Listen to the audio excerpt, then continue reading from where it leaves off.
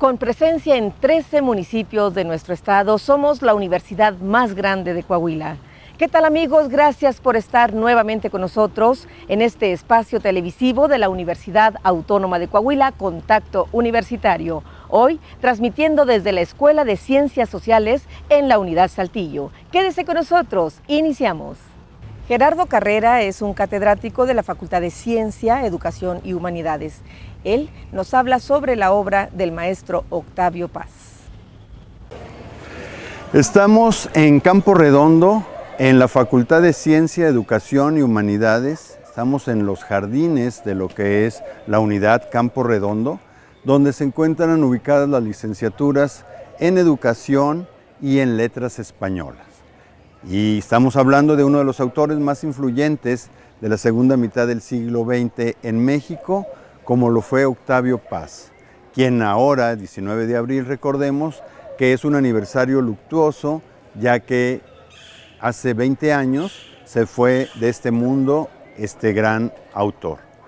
Y bueno, entre las obras de Octavio Paz, recordemos que Octavio Paz es conocido como poeta, que tiene grandes poemas, poemas de largo aliento, poemas extensos, poemas que nos van contando una historia, pero nos van contando plagado de metáforas y recursos poéticos. Algunas de estas historias son Blanco, que es un poema extenso, que escribe cuando vive en la India, es su experiencia sobre la India a través de este poema, o bueno, tiene poemas muy importantes, libros como Piedra de Sol, Canciones para un himno, Vuelta, Árbol adentro, el monogramático. Tiene muchos libros, pero no solo la poesía era una preocupación de Octavio Paz, sino también una de sus preocupaciones fue el concebir una teoría sobre lo que es la poesía. ¿Qué es la poesía? ¿Qué es un poema? ¿Qué es un poeta? ¿Cuál es el trabajo, la figura del poeta? Entonces, Octavio Paz, a lo largo de su obra, podemos encontrar muchos ensayos donde se pregunta y se plantea sobre el tema de la poesía. Cuando un autor se detiene a pensar en su concepción personal sobre el fenómeno que está trabajando, eso se le llama ars poética. Así como Julio Cortázar tiene una ars sobre el cuento, una ars literaria sobre el cuento, Octavio Paz tiene una ars poética donde él nos va diciendo qué es la poesía. Recordemos que algunos de sus libros van a abordar este problema y a tratar de definirlo. Algunos de sus libros son Poesía y Modernidad, otro de sus libros que va a tratar sobre la poesía y el erotismo es el libro La llama doble. Les voy a leer un fragmento donde Octavio Paz coincide lo que es la poesía o lo que intenta el poeta. ¿Qué intenta el poeta cuando expresa en poemas su experiencia? La poesía, ha dicho Rimbaud, quiere cambiar la vida. No intenta embellecerla como piensan los estetas y los literatos, ni hacerla más justa o buena como sueñan los moralistas. Mediante la palabra, mediante la expresión de su experiencia, procura tornar lo cotidiano en sagrado, el mundo con la palabra, la experiencia de los hombres y las relaciones entre el hombre y el mundo, entre el hombre y la mujer, entre el hombre y su propia conciencia. No es solamente la poesía un objeto de belleza ni es un adorno, es una expresión de sentimientos, sí, pero también es un equilibrio, es una balanza entre el mundo emocional y el mundo intelectual. Octavio Paz va situando esta experiencia basado en su propia experiencia de creación, pero también en el acucioso estudio de lo que ha sido algunos momentos fundamentales de la poesía en nuestra lengua, como el Siglo de Oro español, o como la poesía romántica, o como las vanguardias europeas del siglo XX, entre las cuales se puede decir que Octavio Paz es un interlocutor. Octavio Paz va a mediar entre la modernidad, lo que está pasando en Europa y lo que está pasando en América. Gracias a Octavio Paz, también en su faceta como traductor, podemos conocer varias obras de autores que de otra manera permanecerían alejadas de nosotros, lectores de nuestra lengua, ¿no?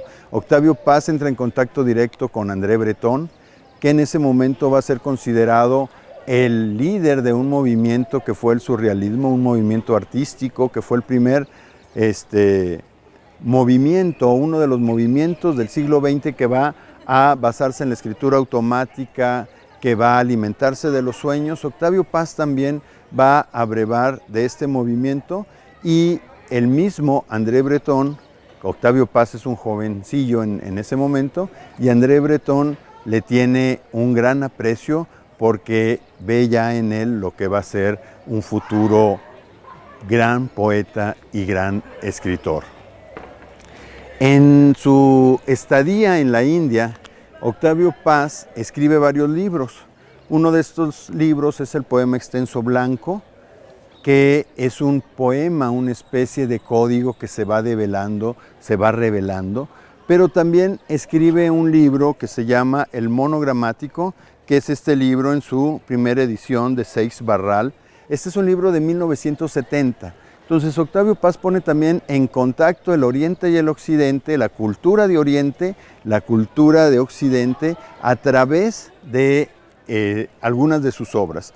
En el Mono Gramático, Octavio Paz se plantea un camino, un recorrido, y en ese momento va a ser un recorrido hacia una aldea en la India que se llama Galta, y al mismo tiempo ese camino lo va a llevar a ir reflexionando sobre lo que es la vida, la poesía, el arte, el ser, la fe, el universo, en una búsqueda mística cuyo tema central, línea central, va a ser el lenguaje. Octavio Paz quiere saber qué es el lenguaje, quiere desenvolver el lenguaje, que esa es una de las preocupaciones vitales de Octavio Paz a través de toda su obra, hacer que el lenguaje hable, que verdaderamente el lenguaje diga lo que tiene que decir. Y en este libro, al mismo tiempo, es un juego de espejos. Octavio Paz está recorriendo ese camino en la India, y al mismo tiempo Octavio Paz está en un jardín de Cambridge, en Inglaterra, y los dos Octavios reflexionan sobre la percepción, sobre la vida, uno sobre Oriente y otro sobre Occidente, sobre el conocimiento, sobre el lenguaje, sobre lo que es la búsqueda del tiempo, y en este juego dialéctico de Oriente-Occidente, vida, muerte, buscando finalmente crear un lazo y un puente que nos unifique a todos como seres humanos, independientemente de las fronteras o las regiones en las que habitamos. Entonces Octavio Paz, en este diálogo con la modernidad, va a llegar a ser uno de los hombres más influyentes en el pensamiento del siglo XX, y esto como creador, como promotor, como lector, como conciencia social, también como editor y como editor de revistas. Recordemos que Octavio Paz tuvo una revista memorable que fue la revista Vuelta, que durante muchos años la revista Vuelta influyó en el pensamiento y los lectores y los incipientes escritores de América Latina. Gracias a esta revista y gracias a Octavio Paz, pudimos, muchos lectores de América, descubrir autores como Susan Sontag, Elizabeth Bishop, Milan Kundera y tantos otros, Cioran, que él nos ofreció, y mes tras mes en esta revista llegaban excelentes traducciones, críticas y artículos. Nuestra literatura en México ha estado influida por literaturas de muchos países. Estuvimos bajo la tutela de España, imitamos España. Estuvimos bajo el influjo afrancesado, imitamos a París como la ciudad de la cultura y del refinamiento y el arte. Imitamos a sus artistas y a sus autores. Es gracias a Octavio Paz que la literatura mexicana va a entablar un diálogo ya no de imitación, un diálogo de frente con el arte y la cultura de otros países. El amor a nuestra tierra se demuestra de formas muy variadas. El cariño por Saltillo se ha plasmado en diversos libros, poemas, pinturas. En el caso de Iván Zamora, demuestra su amor a nuestra tierra elaborando unos muy coloridos tenis de zarape. El siguiente trabajo es de mi compañero Osvaldo Vázquez. Bueno, la elaboración del zarape tengo poco más de 13 años. Con el proyecto del calzado ya tengo 5 años, 5 o 6 años, pero hasta apenas hace un año ya lo saqué al mercado.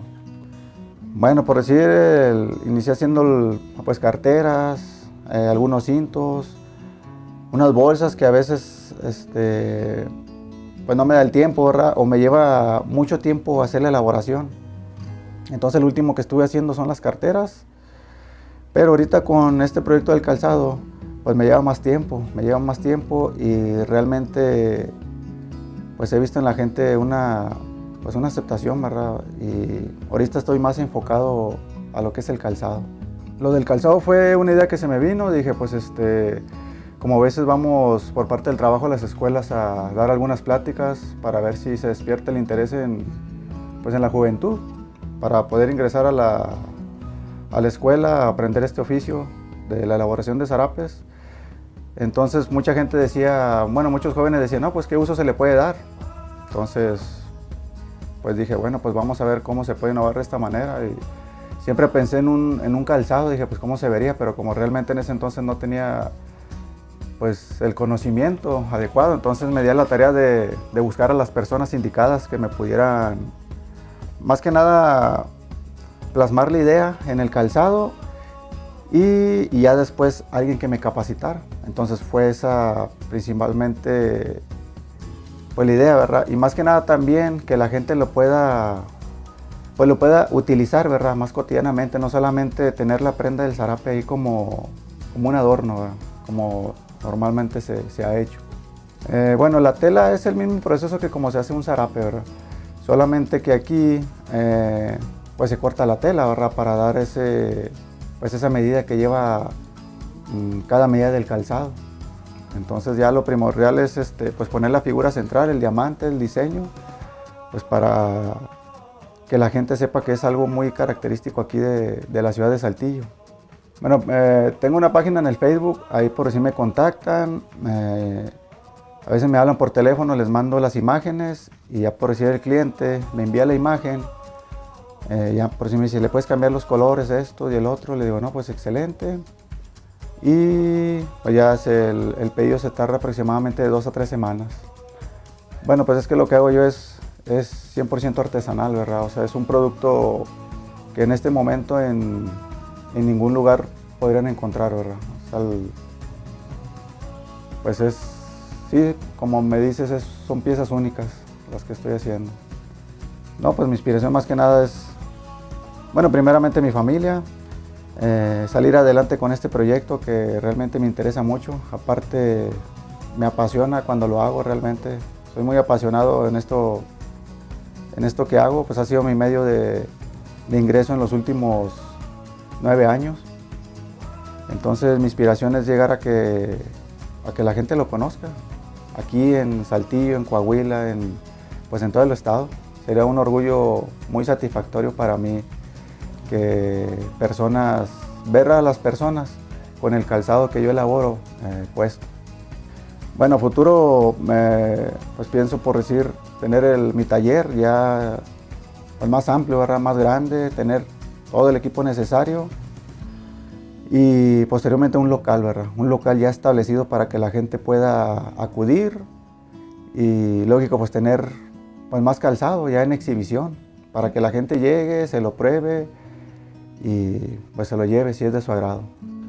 Muy bien, bueno miren, mi número es 844-236-2385, en el Facebook me pueden encontrar como Creaciones Ivans, en el Instagram como Calzado Artesanal. Me mandan la imagen, se ponen en contacto, se hace un depósito del 50% para iniciar el pedido y en un lapso de 2 a 3 semanas está el pedido. Pues que se den la oportunidad de de conocer el producto, que vean el material que está hecho, que vean que es artesanal, que no es una tela que se compra, es una tela que hago yo a mano, que es un trabajo, pues más que nada que se trata de rescatar, ¿verdad? Ya que está, sí, pues en peligro de perderse esta tradición, pues que realmente es muy bonita y a la cual yo le tengo mucho cariño y que se dé la oportunidad de conocerlo, ¿verdad? No, pues muy padre, o sea, es algo pues realmente muy satisfactorio que sí, o sea, que usen el calzado, o sea, me llena pero demasiado, o sea, ahí me reconforta bastante porque ahí me doy cuenta que vale la pena el esfuerzo y las horas que invierto al día para hacer la elaboración. Con eso, en serio que me doy por bien pagado. Me da bastante gusto, me llena demasiado. Pues nada más, muchas gracias a mi familia, a mi esposa, a mis hijos, a toda mi familia y a todas esas personas que comparten de una u otra forma alguna publicación del calzado, que sin conocerlos, pues sí, comparten. Pues le doy muchas gracias a toda esa gente. Entonces, muy agradecido y estamos a la orden. Muchas gracias. Gracias a ustedes. Eric, Lisa y Rubí son nuestros alumnos de servicio social quienes asistieron a una conferencia sobre identidad cultural. Esto es lo que ellos nos presentan. ¿Por qué decidió realizar esta investigación en esa comunidad del Estado de México? Porque era una comunidad en la que yo trabajaba dando asesoría psicológica y vi que tenía diferentes necesidades, entre ellas la atención justamente a la juventud. ¿Cómo llega a esta comunidad así del proyecto? ¿Cómo nace? Ya, soy invitada por el sacerdote de la comunidad y él me invita a dar esta asesoría psicológica, pero también yo empiezo a tener como esta necesidad y este gusto por el trabajo con los jóvenes que llevo realizando durante 22 años. Por eso es que llego específicamente a esta comunidad. ¿Qué es lo más difícil a lo que se enfrentó cuando realizó esta investigación? Hoy pues a la construcción que tiene cada uno, ¿no? El poder trabajar con los jóvenes y con la gente de la comunidad te saca de este mundo cotidiano en el que vives. Por supuesto, es diferente lo étnico y o sea, la zona étnica o el grupo étnico como tal y lo urbano. Entonces, el que yo pudiera despojarme de todas mis preconcepciones que ya tenía sobre los jóvenes urbanos, hicieron que cambiara, ¿no? Pues sí, de chip, para poder ahora entender qué pasaba con estos jóvenes que vivían en la comunidad como tal. ¿Cómo influye la ubicación geográfica de esta comunidad en su investigación? Sí, influye de manera notable en el sentido de que están un tanto cuanto alejados de lo urbano y por supuesto que la convivencia es mucho más cercana entre ellos, pero también las actividades que realizan son más, ¿qué será? Como conjuntas con los otros, más en lo comunitario, en lo colectivo. ¿Cuál era la importancia de la religión en la comunidad? Tiene un peso bastante grande en el sentido de que ellos tienen diferentes rituales en los que aún participan. Entonces hay tanto festividades donde quieren ser, por ejemplo, mayordomos o fiscales, o tener este reconocimiento a partir de un cargo religioso para tener presencia en lo social, ¿no? En el reconocimiento con el otro. ¿Cuál es la importancia que tienen los camoteros dentro de la identidad cultural de la comunidad? Es uno de los signos que los identifican, ¿no? El ser camotero te hace ser y pertenecer a San Lorenzo Malacoto.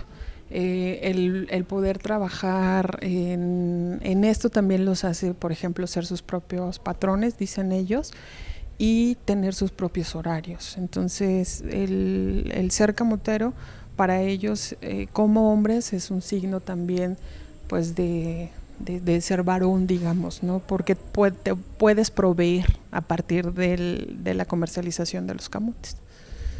En general, de los resultados, ¿cuál fue el más relevante que obtuvo de su investigación? Pues que ahora las mujeres de esta comunidad específicamente salen a estudiar la universidad, ¿no? Antes solamente salían o porque se casaban o porque iban al servicio doméstico, y ahora salen a estudiar y no son mal vistas, ¿no? Sino son integradas también a las actividades de la comunidad. ¿Qué experiencia le dejó trabajar en esta comunidad? Pues en lo personal fue muy gratificante poder entender a los otros desde la mirada de ellos, ¿no? Y eso enriquece, por supuesto, a mi persona, pero también desde el punto de vista, por ejemplo, académico y de la investigación, me hace entender pues a otros grupos a los cuales no pertenezco, sin embargo puedo entenderlos, ¿no? A través de estos lentes, digamos, teóricos y también de esta cotidianidad. ¿Qué proyectos surgen a partir de esta investigación que realiza? Bueno, pues los que he hecho ahora aquí en Coahuila, que tienen que ver también con identidad, pero que es justamente con jóvenes de acá, y el trabajo que he realizado aquí tanto en Saltillo como en Monclova. De lo que fue el pasado Festival Internacional de Órganos Saltillo 2017, escogimos este tema titulado Tocata y Fuga en Re menor de Juan Sebastián Bach, a cargo del maestro Eliezer Jáuregui Arrasates. Vamos a escucharlo.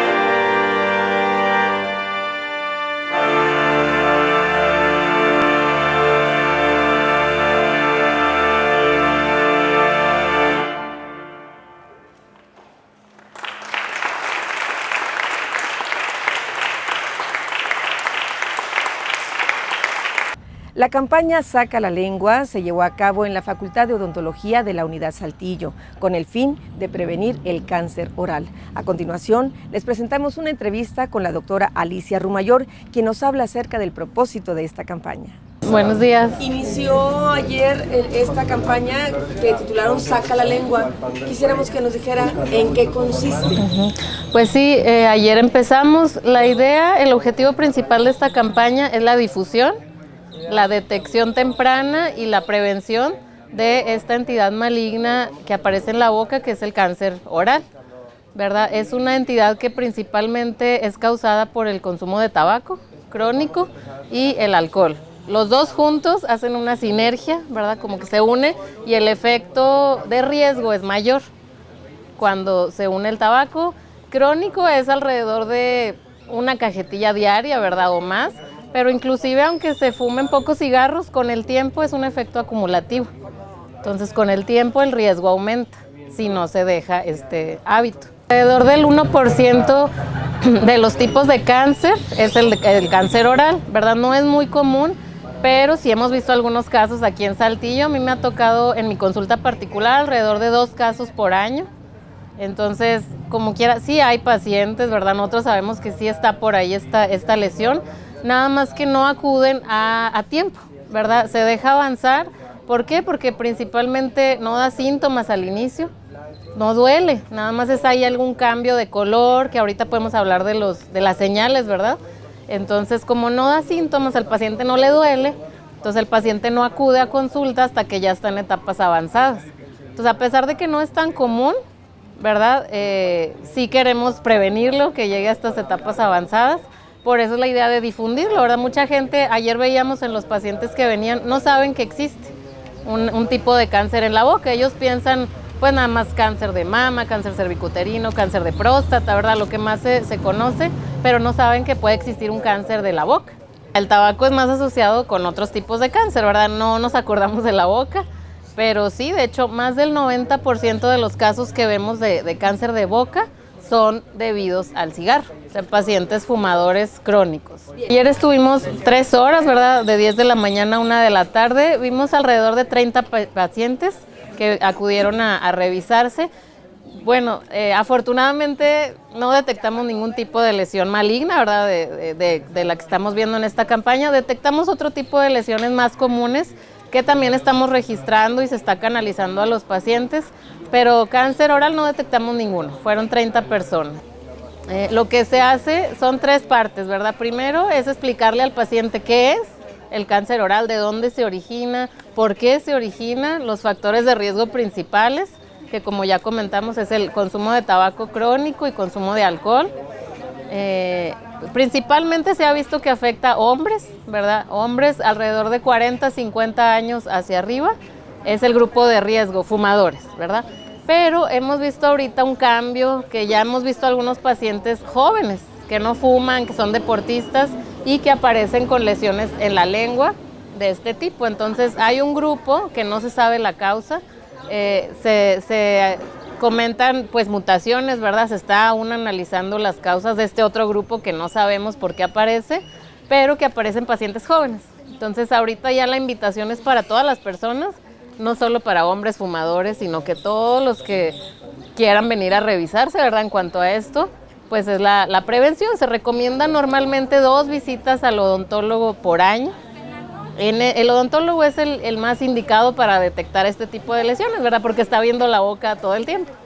Y el propio paciente. La segunda parte es la enseñanza de la autoexploración, ¿verdad? Que el propio paciente con un espejo se pueda revisar, se pueda ver las estructuras y detectar cuando tenga alguna alteración, que pueden ser heridas que no cicatrizan en 15 días, manchas rojas, manchas blancas, manchas negras.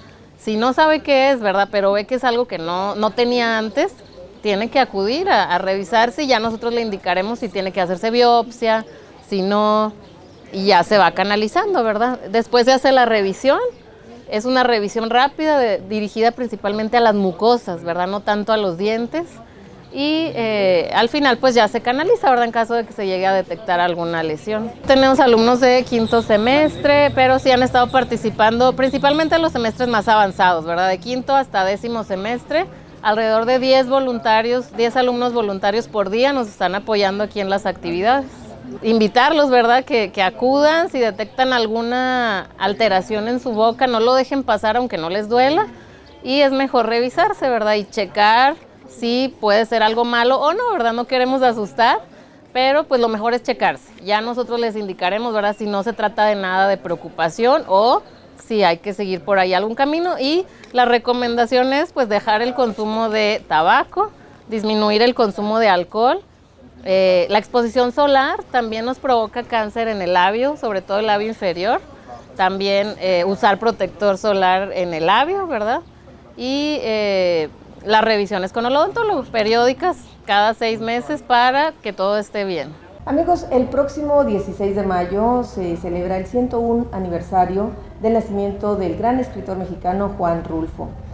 A continuación, el doctor Carlos Recio Dávila, historiador y catedrático de esta Escuela de Ciencias Sociales, nos hablará de Juan Rulfo, pero en la faceta como fotógrafo. Hola Carlos, buenos días. Hola, buenos días, Masi. Gusto saludarte. Gracias, muchas gracias. Contentos de que hayas aceptado esta invitación. Y pues tú como fotógrafo queremos también que nos digas de esta obra y de esta faceta poco conocida de Juan Rulfo.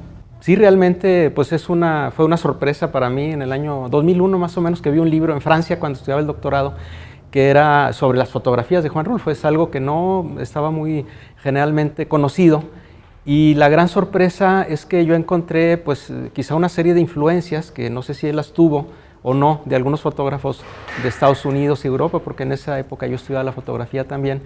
Y lo que vemos es que paralelamente a su obra hay una gran labor fotográfica que se calcula entre 6.000 y 7.000 negativos con una cámara de medio formato, es decir, una cámara medianamente pequeña de 70 milímetros, podríamos decir el negativo, que era la Rolleiflex. Ese tipo de cámaras, igual que la Contax o la Leica, eran la que usaban los grandes fotógrafos de reportaje en Europa en la década de los 40-50, y curiosamente él inicia a tomar fotografías 10 años antes de que termine sus cuentos y su novela, ¿no? Es decir, él inicia, 15 años antes, inicia como fotógrafo a los 15, 17 años de edad, en 1930, y toma fotografías durante 31 años, hasta 1961 más o menos, lo cual justifica esa gran cantidad de negativos que actualmente, podemos tomar 6.000 fotos en un mes, ¿verdad? Porque pues, la técnica permite no desperdiciar material, se borran en lo digital, etc. Pero es un número increíble, y que yo observo que una gran capacidad de observación. Lo que vemos reflejado en sus cuentos y en su novela, en sus guiones cinematográficos, es que era un gran observador de México, ese México que estaba a punto de desaparecer.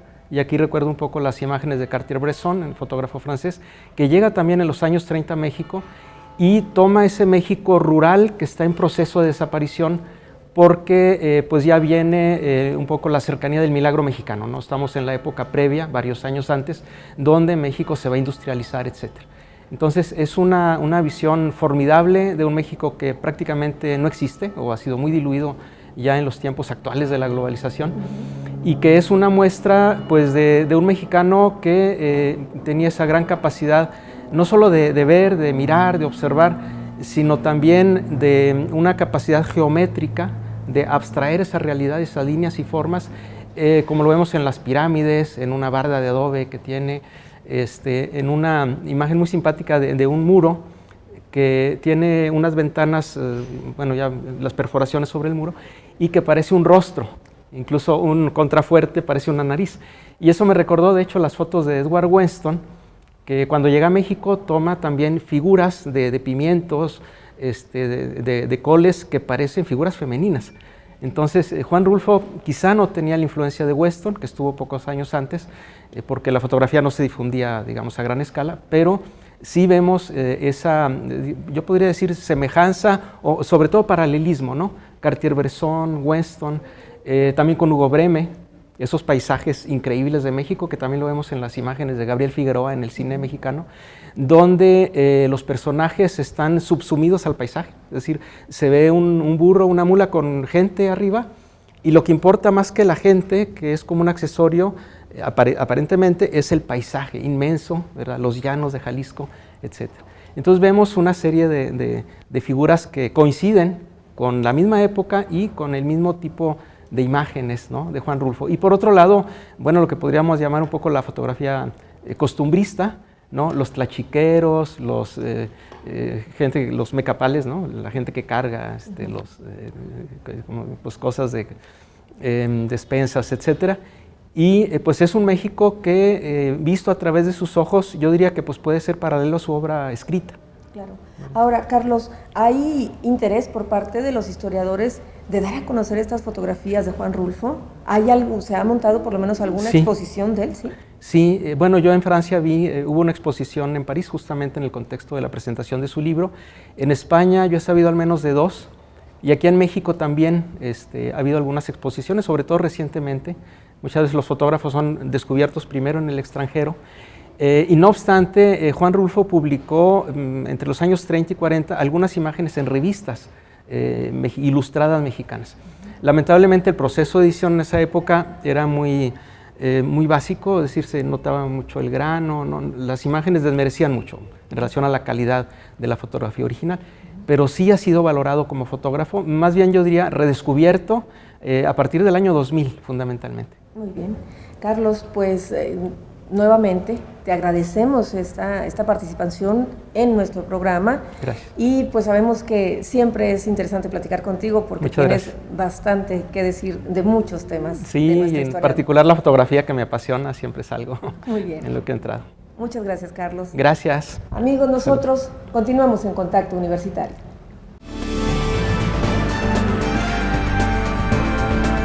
Mi nombre es Arturo, soy guardia de seguridad de la Universidad Autónoma de Coahuila. Somos 100 guardias, ayúdanos a tener una conducta adecuada en el campus. Mi nombre es Enrique, soy oficial de seguridad de aquí de la Universidad Autónoma de Coahuila. Siempre que entres a la escuela, presenta tu credencial, tu gafete para identificación y seguridad de ti mismo. Mi nombre es César, estoy en la caseta del acceso a idiomas. A los alumnos de Ciencias Químicas, Ateneo, la Facultad de Jurisprudencia, se les pide que respeten sus horarios de clase. Mi nombre es Luis Montes, soy guardia de seguridad de la Universidad Autónoma de Coahuila. Ayúdanos a mantener el nuevo sistema de acceso vehicular a estacionamiento, haciendo fila para accesar, esperando tu lugar oportunamente. Soy Tomás, estoy en la entrada al Ateneo Fuente. Les invitamos a que presenten sus credenciales vigentes, estudiantes, asimismo personas externas, un registro y se les orienta los lugares a donde van y a su actividad que vengan a hacer. Soy Alejandro, soy guardia de seguridad de la universidad. Estamos aquí para protegerte, ayúdanos a mantener un campus seguro. Amigos, es así como llegamos al final de este espacio televisivo. Agradecemos las facilidades brindadas por las autoridades de esta Escuela de Ciencias Sociales para la realización de este programa. A todos ustedes, gracias por su atención y hasta la próxima.